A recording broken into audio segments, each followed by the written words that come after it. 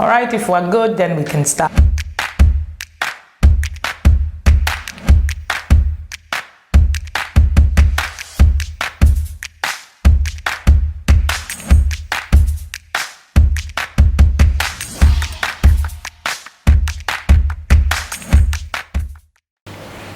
And what are those words that are in the head of your child?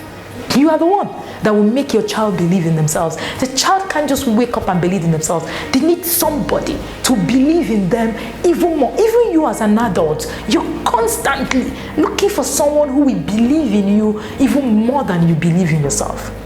I use myself as an example. When I started this journey, there were a lot of things that I didn't believe. But my husband would come up and say, no, you're here, you're there, you are more than this, you need to be here and all that. And when I look back, I'm like, that's serious. So this guy actually thinks that I'm one person who can change the world. Somebody needs to.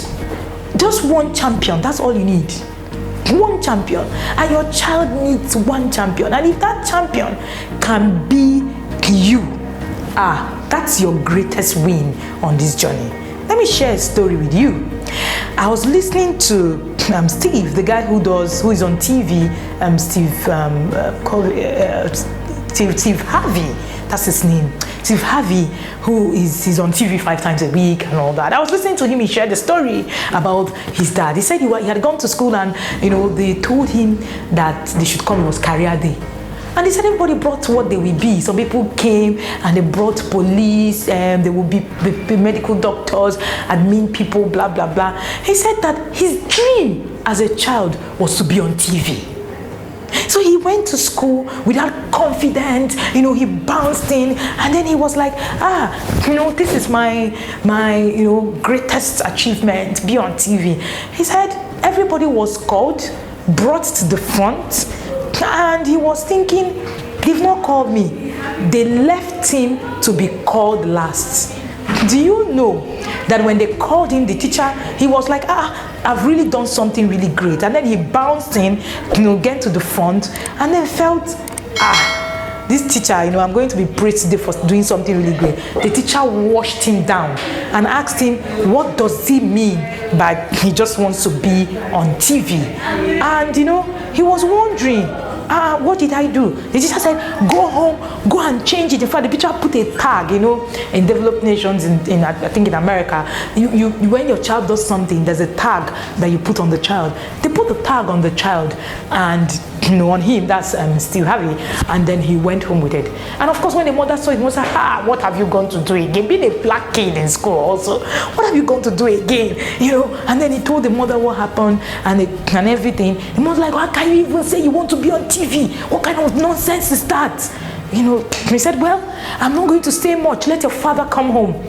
He said that day he felt like he was gone. In fact, they are going to beat him. He said the father will whoop him. And so his father came home. The father calls him and says, so what happened after the mom had reported? He said to his dad that he said he wanted to be on TV. So the dad said, oh, okay, is that it? And the mom now said, hey, how can he say he wants to be on TV? The dad now turns to the mom and said, but what is really wrong with saying I want to be on TV? So, of course, an argument wanted to ensue between the mother and the father. He was told to go into the room. He said he was so scared that his father was going to just, beat him up for going to make a mess of his whole process. By the time his dad came in, he said the dad was removing his belt so that he could say he was so scared that the dad had already, decided that, oh no, this child, I'm going to whoop you today. He said the dad sat down and said, let me see that thing that you wrote. He said he brought it. He said, this is what you want to be. He said, yes. He said, anyway, write on another paper, policeman, go to school, give it to that your dream killing teacher, and put this one in your drawer. When you wake up every morning, say it to yourself, I want to be on TV. That's what I want to be. He said he did that, and that today he's on TV 5 times a week. Just the words of his father. He said his father is his biggest fan. He shared it, he was almost in tears. He said the first time he was on TV, his father was so excited. What am I saying? It is your job to believe in your child. And the question is, how How much are you willing to believe in your child?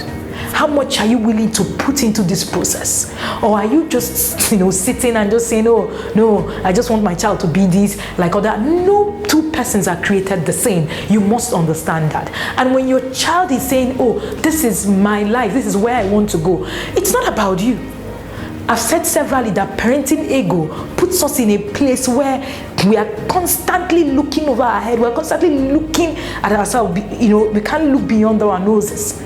We can't bring ourselves, separate ourselves from the challenges that these children go through, because we're constantly thinking about ourselves and not the children. Sometimes parents make some decisions. I tell them, go back into your subconscious. Ask yourself some valid questions. These decisions, are they really for the good of your children, or they are for your own ego?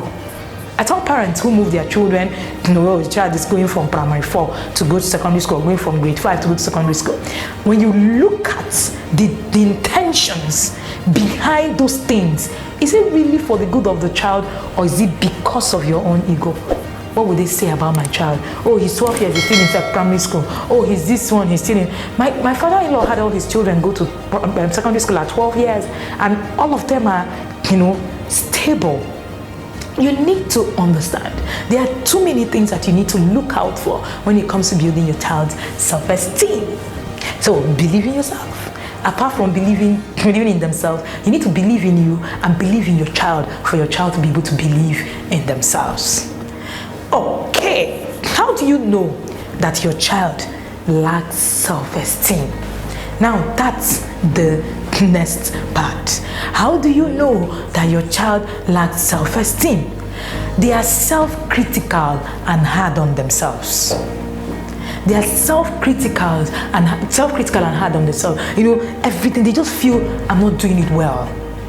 They are constantly criticizing themselves. That's how you know. They're self-critical and so hard on themselves. Another point is that they feel they are not good enough as other kids. Because you've said that over and over again. I once had a friend who kept comparing her children with mine. And then she always use my children as a yardstick. She would say to them, can't you see how Ayo behaves? Can't you see how Ife behaves? I called her, I said, no, you can't do that. You're going to make a mess of your children's process. In fact, at the time, it made our daughter become so, upset towards my daughter, because of course, it looked like she was not like a rivalry. She was not like somebody who is, constantly in my face. The girl is now feeling, what is it, self? Is this girl not a human being? Meanwhile, these two people are two different people. They're two different people, but she kept doing that until I called her to her. I said, no, you can't. You're killing your child's self-esteem. Let them be themselves. Let them be who they are supposed to be. My children are different. That's who they are. And they're in a different environment. What tools have you been able to give them to be able to actually structure them the way that you're giving? So it's easy for us to sit down and blame these children, but when you look at it really, we have a lot to do on the journey, and we haven't been able to actually do so much. So you think of the times they fail rather than when they succeed.